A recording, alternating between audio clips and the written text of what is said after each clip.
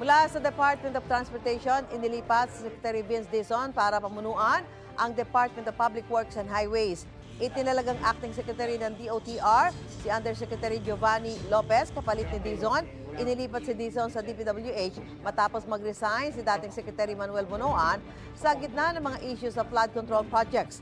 Ayon sa Presidential Communications Office, sinabi ni Bunoan sa kanyang resignation letter na suportado niya ang pagsusulong ng Pangulo sa transparency, accountability at reforma sa DPWH. Bumuo rin daw ang Pangulo ng Independent Commission para imbestigahan ang mga umano'y anomalya sa flood control projects. Suportado ng ilang mambabatas ang pagkakatalaga kay Dizon sa DPWH. Sabi naman ng ilang miyembro ng House Minority, hindi sapat ang pagpapalit lang ng liderato sa DPWH. Kailangan daw may managot sa mga maanomalya umunong flood control projects. Sinisika pa ng GMA Integrated News na kunin ang mga pahayag ni Dizon at Bunoan.